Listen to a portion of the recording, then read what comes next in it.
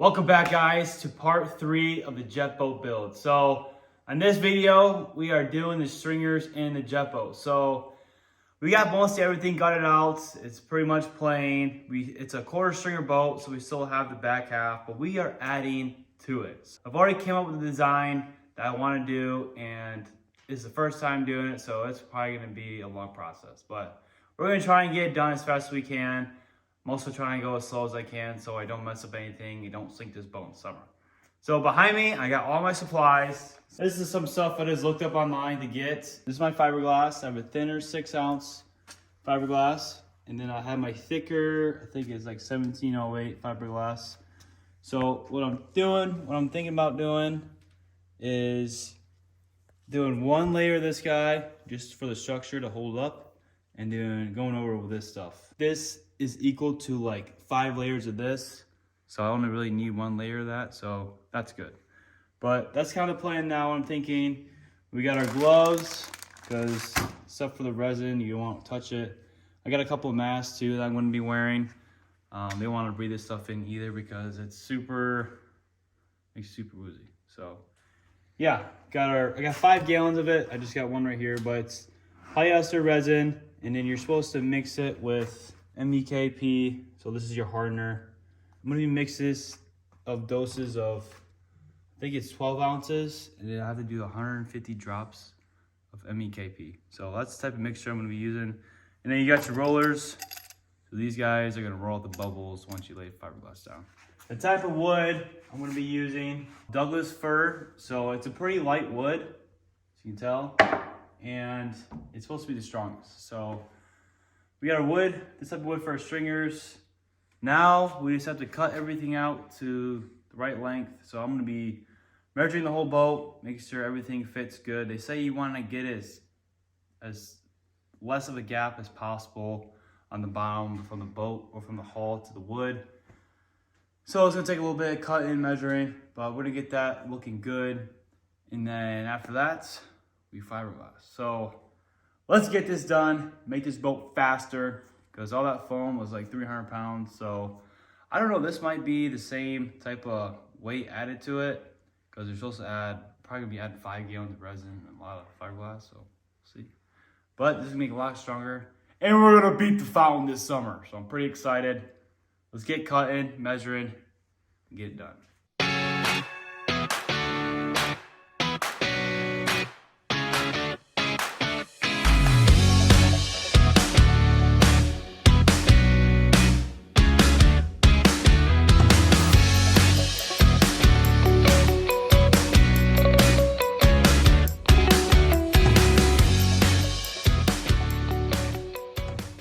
All right, we have the stringers all cut out. We laid them in the boat right now. This is kind of what our design looks like right now.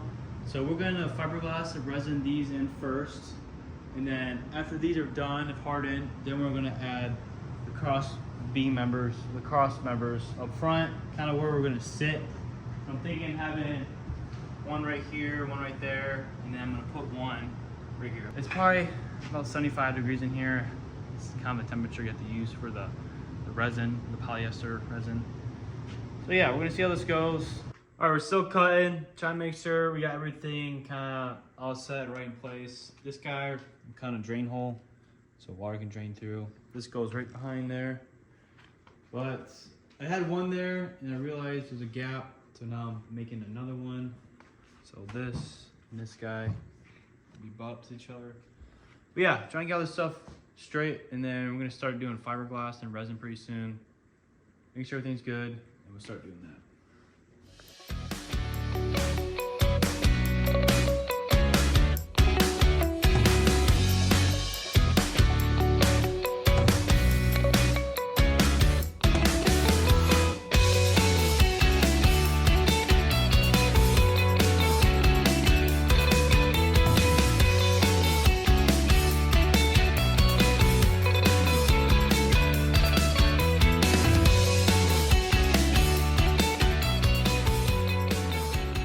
All right, we have our stringers already fiberglassed in, all resin in as well. As you can tell, looks pretty good. We did just decide that we want to do these side cross beams, these guys, so that's what's next.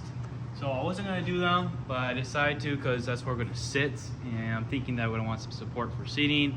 Also, it's probably gonna brace a lot better. How I'm mixing it, I'm doing 150 ounces of polyester resin, and I have to add 150 drops of this stuff.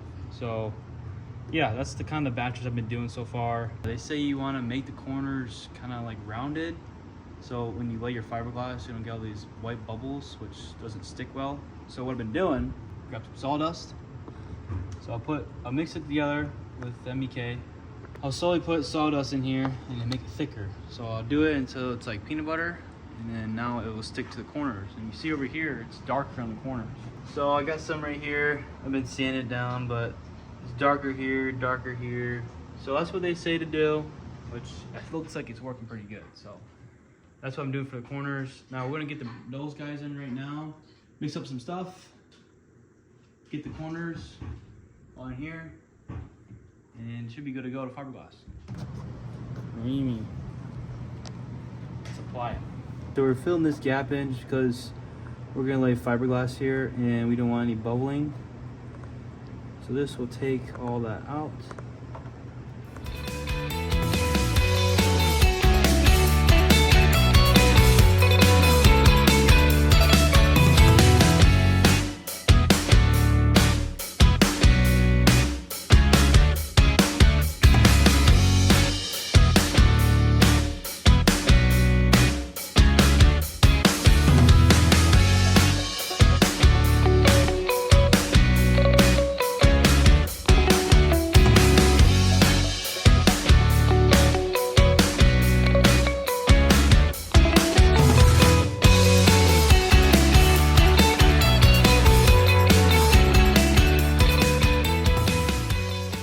All right, the stringers are almost finished. They're probably a little more halfway there. So here it is. I added a couple more stuff in here. I added the middle guy.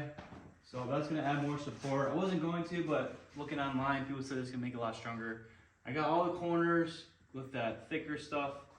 So that can be kind of smooth. So when you place more fiberglass on there. So right now I just have one coat of fiberglass, and I let it sit overnight, so it kind of got smooth. So we've been sanding everything right now, so everything's sanded down pretty good. And now we're gonna put on another layer. So the next layer is called 7008 fiberglass matting. So this stuff is a lot thicker, and I'm gonna do two layers of this stuff. So first layer, I'm just gonna go over probably 2 inches higher than the old one. So it ended like right here. I'm probably gonna go all the way up with this guy. Actually, I probably might go over. Not sure yet. But we're gonna do one layer right now of everything. And then, yeah, we're gonna see how this looks. For this thicker stuff, it's gonna take a lot of resin. So people are online saying that you wanna soak it up with resin before you put it on there. I think I'm just gonna put it on there, lay it how I want, and then soak it up. So we're gonna do that. I think that's probably a lot easier and less messier. And this stuff, sticky and super strong smell. So we're gonna get to it, get this thing done.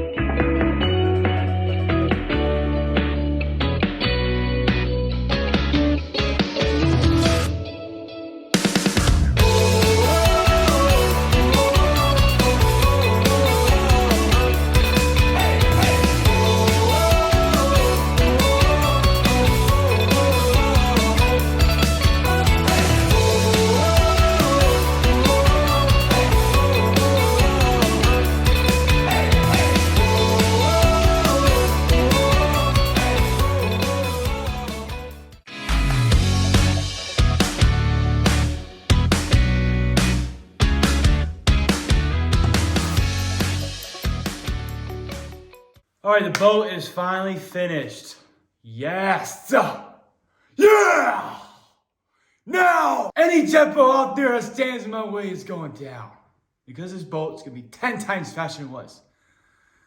All right, boat's done, finally. Man, my nose is I still smell like resin and it sucks, but boat's finally done. Now, I forgot to take an ending video because we got super busy and we actually just shipped the boat off to get paint done. As you can tell, boat's gone. So, here's a couple pictures of what it looks like. I think it looks super good for me my first time.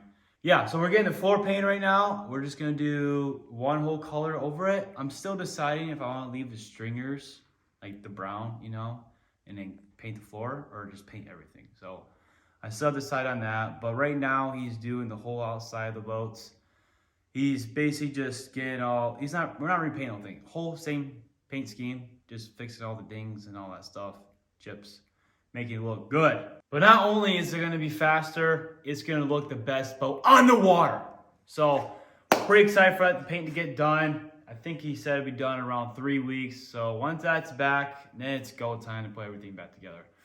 Still waiting on Pump to come back. I think he's finishing up. Next, we have to get some parts polished. So I'm getting the gas tank polished. Come over here. So I'm having these brackets. These are for the engine. These are gonna get polished up. I'm probably gonna, this is the throttle cable for my carburetor. Polish that, make that shiny.